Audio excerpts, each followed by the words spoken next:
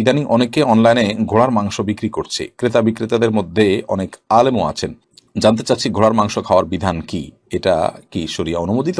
নামাজ চলাকালীন মোবাইলে কেউ ফোন দিলে ওই কল কেটে দেওয়া যাবে কিনা? আমি যদি কোনো পাপের জন্য ক্ষমা চাই, আল্লাহ চাইলে আমাকে ক্ষমা করবেন, কিন্তু এই পাপের যদি সাক্ষী থাকে তাহলে কি ক্ষমা করবেন না? কোরআন শরীফ অর্থ না বুঝে পড়লে কি সমস্যা হবে?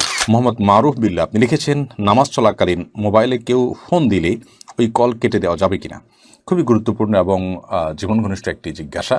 মোবাইলে প্রথমত আমরা যখন সালাত আদায় করব, মোবাইলে কল আসতে পারে এবং কল বেজে উঠে অন্যদের ডিস্টার্ব হতে পারে। সেই জায়গা থেকে মোবাইল সুইচ বন্ধ করে অথবা সাইলেন্ট করে তারপর নামাজে প্রবেশ করা উচিত। এটি আমাদের প্রথম কর্তব্য। তারপর যদি আমরা কখনো ভুলে যাই আর কল বেজে উঠে এবং ইতোমধ্যে অনেকের ডিস্টার্ব হয়, তাহলে সেক্ষেত্রে আমরা অবশ্যই মোবাইলের কলটাকে আমরা কেটে দিতে পারবো, যদি সেটা আমল কাসিরের পর্যায়ে না যায়। আমল কাসিরের পর্যায়ে বলতে কেউ কেউ আছেন যে মোবাইল পকেট থেকে বের করে দেখে কে কল করেছেন, কোন নম্বর থেকে কল করেছেন, সেটাকে এমনভাবে কাটেন যে তিনি যে নামাজে আছেন এটা বোঝার কোনো উপায় থাকে না, মনে হচ্ছে তিনি মোবাইল টিপাটিপি নিয়ে ব্যস্ত আছেন, তিনি নামাজে নাই আদৌ। এরকম পর্যায়ে যদি চলে যায় তাহলে নামাজ ভঙ্গ হয়ে যাবে। আর যদি ধরা যাক পকেটে আছে, আপনি পকেটে আলতো করে হাত দিয়ে, এক হাত আপনার বাধা আছে, অন্য হাত দিয়ে আপনি কোন বাটনটা টিপলে এটা সাইলেন্ট হয়ে যাবে বা কাটা যাবে, আপনি আন্দাজ করে সেটা টিপে দিলেন এবং কেটে গেল, এতটুকু করলে কোনো অসুবিধা নেই, বরং এতটুকু করা উচিত যাতে করে অন্যদের ডিস্টার্ব না হয়। এর কারণে আমলে কাসির হবে না। ব্যাপারটা অনেকটা চুলখানির মতো। আপনার শরীর খুব চুলকাচ্ছে অথবা মশা কামড়াচ্ছে, আপনি যদি আলতো করে তাড়িয়ে দেন এবং নামাজের যে আপনার অবস্থা আছে সেখান থেকে আপনি সরে না যান, অর্থাৎ আপনি নামাজে আছেন এটা দেখে বোঝা যাচ্ছে দৃশ্যত এতটুকু আছে, তাহলে সেক্ষেত্রে ইনশাআল্লাহ বিদিনিল্লাহ আপনার নামাজ নষ্ট হবে না। এরপরে কুলসুম আক্তার জুমার আপনি এডি থেকে লিখেছেন, আমি যদি কোনো পাপের জন্য ক্ষমা চাই, আল্লাহ চাইলে আমাকে ক্ষমা করবেন, কিন্তু এই পাপের যদি সাক্ষী থাকে তাহলে কি ক্ষমা করবেন না? বলে রাখা উচিত ওই পাপ দ্বারা কারোর ক্ষতি হয়নি। দেখুন, সাক্ষী থাকলে আল্লাহ ক্ষমা করবেন না এমন কোনো কথা নেই, তবে কোনো গুনাহ করার পর সেটিকে প্রকাশ করে বেড়ানো বা কোনো গুনাহের সাক্ষী রেখে দেওয়া, এটা কোনো ভালো জিনিস না। ইসলাম সেটাকে ভালোভাবে দেখে না। নবী সাল্লাল্লাহু আলাইহি ওয়াসাল্লাম বলেছেন, কুল্লু উম্মতি মুআফুন ইল্লাল মুজাহিরুন, আমার উম্মতের সবাইকে মাফ করে দেওয়া হবে, কিন্তু যারা গুনাহ করে সেটাকে বলে বেড়ায়, সেটা সাক্ষী বানিয়ে বেড়ায়, এটা এক ধরনের বেপরোয়া ভাবের কারণে হয়ে থাকে, তার মধ্যে অপরাধ বোধ না থাকার কারণে এটি হয়ে থাকে। অপরাধ বোধ থাকলে সেটি করতো না। অতএব এই ধরনের মানুষকে কিন্তু ক্ষমা করা হবে না। এজন্য আপনার অজান্তে সাক্ষী হয়ে গেছে সেটি ভিন্ন বিষয়। আপনি ইচ্ছাকৃতভাবে সাক্ষী যদি রেখে থাকেন, সেটা আপনি অন্যায় করেছেন। সেই অন্যায়টাও যদি আপনি বুঝতে পেরে ক্ষমা চান আল্লাহর কাছে, সেটাও আল্লাহ তাআলা মাফ করবেন। অতএব সাক্ষী থাকলে আর মাফ হবে না, ব্যাপারটা সেরকম না। আল্লাহ রাব্বুল আলামিন চান বান্দার অপরাধগুলো গোপন থাকুক, কিয়ামতের ময়দানে আল্লাহ তাআলা গোপনে সেগুলোকে ক্ষমা করে দিবেন। অনেক অপরাধ এমন আছে, কিন্তু আপনি যদি সাক্ষী রাখেন তাহলে সেক্ষেত্রে আপনি নিজের জটিলতা বাড়ালেন। কিন্তু সাক্ষী রাখার মানে এই নয় যে আল্লাহ ক্ষমা করতে পারবেন না। আল্লাহ তাআলা ক্ষমা করতে পারেন। শিরক ছাড়ানো যে কোনো অপরাধ করলেই কিন্তু আল্লাহ তাআলা ক্ষমা করতে পারেন। বিধায় প্রায়শ্চিত্ত আপনি করছেন কিনা, ইস্তেগফার আপনি করছেন কিনা, সেটা হলো মূল বিষয়। যদি আপনি করেন, ইনশাআল্লাহ আল্লাহ তাআলা আপনার এই ধরনের গুনাহ কিন্তু মাফ করবেন। খান এআইডি থেকে আপনি লিখেছেন, কোরআন শরীফ অর্থ না বুঝে পড়লে কি সমস্যা হবে? না, অর্থ না বুঝে পড়লে সমস্যা হবে ব্যাপারটা এরকম নয়, এবং অর্থ না বুঝে পড়লে সওয়াব হবে না সেরকমও কিন্তু নয়। আমাদের অনেক বন্ধুরা মনে করেন কোরআন কারীম অর্থ না বুঝে পড়লে বোধহয় কোনো সওয়াব হয় না। এটি সম্পূর্ণ ভুল ধারণা। নবী করিম সাল্লাল্লাহু আলাইহি সাল্লাম কোরআন কারীম তেলাওয়াতের সওয়াব প্রসঙ্গে যে হাদিস তার ঐতিহাসিক রয়েছে, সেখানে তিনি বলেছেন, আলিফ লাম মিম, কেউ যদি এটা তেলাওয়াত করে তাহলে আলিফ এটির কারণে 10 এবং লাম এটি কারণে 10 এবং মিম এটি উচ্চারণের কারণে 10টি নেকি, অর্থাৎ সর্বসাকল্যে 30টি নেকি, 30টি বিনিময় আখিরাতের কারেন্সি একজন ইমানদার লাভ করবেন। এখন প্রশ্ন হলো, আলিফ লাম মিম এগুলোর কোনো অর্থ কি আমরা জানি? এগুলো তো হরুফে মুকাত্তাআত, এগুলোর অর্থ একমাত্র আল্লাহ তাআলা ভালো জানেন। কোরআন কারীমে হরুফে মুকাত্তাআত গুলোর প্রকৃত ব্যাখ্যা আল্লাহ রাব্বুল আলামিন ভালো জানেন। আল্লাহু আ'লামু বিমুরাদিহি বিযালিক। তাফসীরে জালালাইন সহ বিশ্ববিখ্যাত বড় বড় তাফসীর গ্রন্থগুলোতে সবাই প্রায় হরুফে মুকাত্তাআতের তাফসীরকে আল্লাহর উপর ন্যস্ত করেছেন। যদিও কেউ কেউ তার বিভিন্ন ব্যাখ্যা করেছেন, কিন্তু আল্লাহই ভালো জানেন সেটি কিন্তু সবাই একমত, এবং এটিকে আল্লাহর উপর ন্যস্ত করাটাই হলো অধিক নিরাপদ। তো যাই হোক, আলিফ লাম মিম এটির অর্থ আমরা না জানলেও সেগুলোর কিন্তু কারণ আমরা সওয়াব পাচ্ছি। এখান থেকে বোঝা গেল যে কোরআন কারীমের তেলাওয়াতে আমরা যদি অর্থ নাও বুঝি, আল্লাহর কাছে সওয়াব পাবো ইনশাআল্লাহ তাআলা। তবে কোরআন কারীম বুঝে পড়বার জন্য কিন্তু এসেছে। আল্লাহ সুবহানাহু ওয়া তাআলা কোরআন কেন দিয়েছেন? আল্লাহ বলেছেন, লিয়াদাব্বারু আয়াতিহি, যাতে কোরআন এর আয়াত নিয়ে আমরা চিন্তা ভাবনা করি, গবেষণা করি, আমরা এটা নিয়ে আমরা তাদাব্বুর করি। আমাদের চিন্তা ভাবনা জন্য কোরআনের প্রতিটি আয়াতকে, প্রতিটি নির্দেশ, নিষেধ, উপমা এগুলোকে ঘিরে হয়, প্রতিটি শব্দ নিয়ে যেন অ্যানালাইসিস, গবেষণা হতে থাকে। তো সেই প্রয়োজনে কোরআন বুঝে পড়া উচিত আমাদের। না বুঝে পড়লে আমরা সওয়াব পেয়ে যাব, কিন্তু সওয়াব পাওয়ার জন্যই কোরআন শুধু আসেনি, বা এটাকে সওয়াব আহরণের কোনো বুক বা মেশিন হিসেবে আল্লাহ তাআলা পাঠাননি, এটি পাঠিয়েছেন হুদাল লিল মুত্তাকিন, ইমানদারদেরকে গাইড করবার জন্য। আর গাইডেন্স গ্রহণ করার জন্য আল্লাহ কি বলেছেন সেটি আমাদেরকে বুঝতে হবে। আমরা অর্থ বোঝা ছাড়া তেলাওয়াত করলে সওয়াব পেয়ে যাব, অর্থ বোঝা ছাড়া তেলাওয়াত করলে গুনাহ হবে না, বাট অর্থ বুঝে তেলাওয়াতের চেষ্টা আমাদের করতে হবে। প্রাথমিকভাবে আমরা বিশুদ্ধ করে তেলাওয়াত শিখব, এরপরে আমরা আস্তে আস্তে কোরআন কারীমের তেলাওয়াতের অর্থ বোঝার চেষ্টা করব। আমরা প্রায় সময় বলে থাকি, আপনি কোরআন কারীমের অর্থ বুঝতে চান, খুবই সহজ।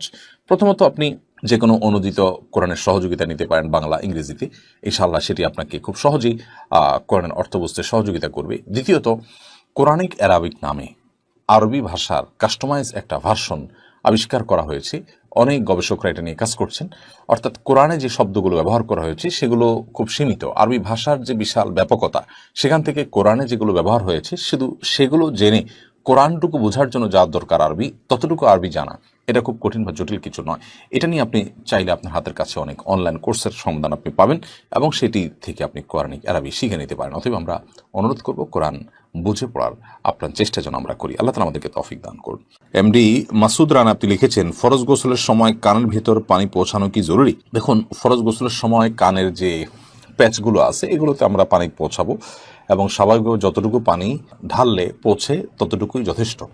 আলাদা করে কানের যে ছিদ্র আছে সেই ছিদ্রতে পানি ঢুকানো এবং সেটার জন্য আলাদা কসরত করা, এটার কোনো প্রয়োজন নাই। বিশেষ করে যেভাবে পানি ঢুকাতে গেলে কোনো প্রকার কানের গভীরে পানি চলে যেতে পারে বা কষ্টের কারণ হতে পারে, এরকম কোনো কষ্ট করার প্রয়োজন নেই। স্বাভাবিকভাবে আমরা গোসল করব। বিশেষ করে স্বাভাবিকভাবে গোসল করলে কানের যে সমস্ত জায়গাগুলোতে পানি এমনি আসবে, আপনার এই প্যাচগুলোতে যাতে পানি যায় সেজন্য আমরা একটু আঙুল দিয়ে সেগুলোতে পানি পৌঁছানোর চেষ্টা করব। ছিদ্রে যতটুকু আঙুল যায় ততটুকু আমরা আঙুল দিয়ে, যখন পানি আমরা ঢালছি তখন আঙুল দিয়ে সেখানে পানি পৌঁছানোর চেষ্টা করব। এর বাইরে আলাদা করে এরকম কাত হয়ে পানি ঢুকাতে গেলে নিশ্চয়ই সেটা আমাদের বিপদের কারণ হবে, কষ্টের কারণ হবে, সেগুলোর কোনো প্রয়োজন কিন্তু নেই। জয়নুল আবেদিন আপনি লিখেছেন, ইদানিং অনেকে অনলাইনে ঘোড়ার মাংস বিক্রি করছে, ক্রেতা বিক্রেতাদের মধ্যে অনেক আলেমও আছেন।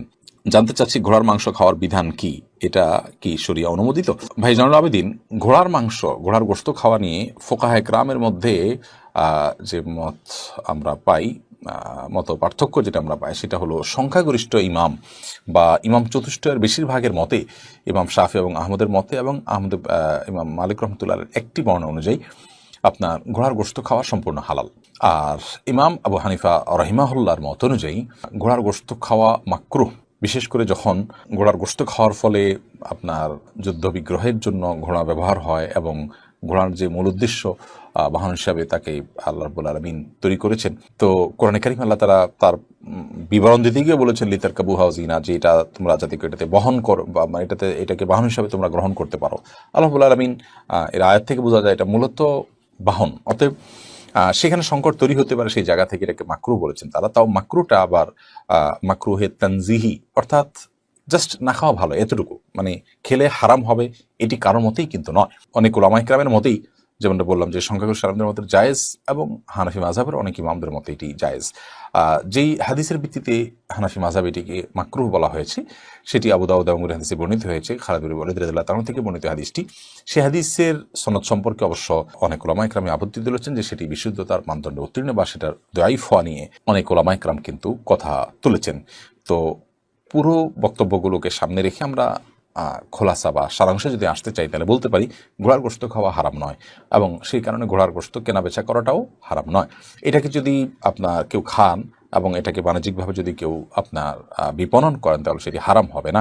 তবে হানাফি মাযহাব যে সেটি মাকরুহ জাস্ট এটুকু, এবং সেই মাকরুহটাও মাকরুহ তাহরিমি নয়, মাকরুহ তানজিহি। যদি মাকরুহ তাহরিমি তানজিহি আলোচনা আছে, মত পার্থক্য আছে, কিন্তু মাকরুহ তানজিহি হওয়ার ফতোয়াই মুফতি সাহেবগণ এবং ফতোয়ার সংকলকগণ দিয়েছেন, যার কারণে আমরা বলতে পারি যে এটির কেনাবেচা করা যেতে পারে, তবে হানাফি অনুযায়ী না করা উত্তম। টাকার দ্বারা যে ফিতরা দেওয়া যাবে এর প্রমাণ স্বয়ং সহিহ বুখারীর মধ্যে এসেছে। বিখ্যাত সাহাবী হযরত মুআয ইবনে জাবাল রাদিয়াল্লাহু তাআলা আনহু যখন ইয়ামানের গভর্নর নিযুক্ত হলেন তখন তিনি সেখানকার লোকদেরকে বলেন, যারা ফিতরা দিবেন তারা খাদ্যদ্রব্য এবং দিরহামের পরিবর্তে কাপড় দ্বারা ফিতরা দিবেন, কারণ ওই সময় কাপড়ের বেশি প্রয়োজন ছিল মুসলমানদের। তো দেখুন, যেটা মানুষের বেশি প্রয়োজন সেটা দ্বারা ফিতরা দেওয়ার কথা তিনি সেই বহু বছর পূর্বে ফতোয়া দিয়ে গেছেন, আমল করে মানুষদেরকে দেখাই গেছেন, আমাদেরকে দেখাই গেছেন। শুধু মুআয নয়, রসুল পাক সাল্লাল্লাহু আলাইহি ওয়াসাল্লামের স্ত্রী উম্মে সালামা রাদিয়াল্লাহু তাআলা আনহার খাদিমা ছিলেন হাসান মুসরি রহমতুল্লাহ আলাইহির সম্মানিতা মাতা। হাসান মুসরি উম্মে সালামা রাদিয়াল্লাহু তাআলা আনহার হাতে লালিত পালিত হয়েছেন, তার কোলে উঠেছেন, তার গায়ে পেশাব পায়খানা করেছেন, তিনি তা পরিষ্কার করেছেন। এত বড় একজন মানুষ ছিলেন হাসান মুসরি রহমতুল্লাহ আলাইহি। এই হাসান মুসরি রহমতুল্লাহ আলাইহি ফতোয়া দিয়ে গেছেন দিরহাম দ্বারা ফিতরা দিলে আদায় হয়ে যাবে। শুধু তাই নয়, সিয়াসিত্তার সকল কিতাবের লেখকদের ইমাম বুখারী, মুসলিম, তিরমিজি সবার ওস্তাদ যিনি মুসান্নাফ ইবনে আবি শাইবা কিতাবটি লিখেছেন, তিনি তার মুসান্নাফ গ্রন্থের মধ্যে টাকা দ্বারা ফিতরা দিলে যে আদায় হয়ে যাবে এই মর্মে তিনি ফতোয়াও দিয়ে গেছেন। তাহলে সাহাবীদের আমল পাওয়া যায়, তাবিঈদের আমল পাওয়া যায়, সিয়াসিত্তার সকল কিতাবের লেখকদের উস্তাদের আমল পাওয়া যায়, ফতোয়া পাওয়া যায় যে ফিতরা টাকা দ্বারা দিলে আদায় হয়ে যাবে। তাইলে বর্তমানে আমাদের এই বাংলাদেশে কথিত কিছু আহলে হাদিস শায়খরা যে ফতোয়া দেয় যে ফিতরা টাকা দিয়ে দিলে আদায় হবে না, টাকা দ্বারা ফিতরা দিলে সবাই গুনাহগার হবে, তাহলে সেই মুআয ইবনে জাবাল তিনি গুনাহগার ছিলেন, নাউজুবিল্লাহ। ইমাম বুখারী ওস্তাদরা গুনাহ করেছেন, নাউজুবিল্লাহ। হাসান মুসরি তারা গুনাহ করেছেন, নাউজুবিল্লাহ। এমন কথা কোন মুখ দিয়ে বলা যায়? তো যারা বলে ফিতরা টাকা দিয়ে আদায় করা যাবে না, তাদের কাছে আমার একটা প্রশ্ন। রসুল পাক সাল্লাল্লাহু আলাইহি ওয়াসাল্লামের যুগে সাহাবীরা ৫টা জিনিস যারা ফিতরা দিয়েছেন, আটা, খেজুর, পনির, যব, কিশমিশ, এই ৫টা দ্বারা দিয়েছেন। তো আপনারা এই ৫টার সাথে চাউল, ডাল এগুলো কেন যোগ করেন? এগুলো বাদ দেন। আপনার যদি খাদ্যদ্রব্য দ্বারা যদি ফিতরা দিতে চান, তাহলে রসুল পাক সাল্লাল্লাহু আলাইহি ওয়াসাল্লামের যুগে যে ৫টি দ্বারা ফিতরা দেওয়া হতো, সেই ৫টির মধ্যেই সীমাবদ্ধ থাকুন। আপনারা ৫টির সাথে চাউল, ডাল যোগ করতে পারবেন, আর আমরা টাকা যোগ করলে আপনাদের সমস্যা না?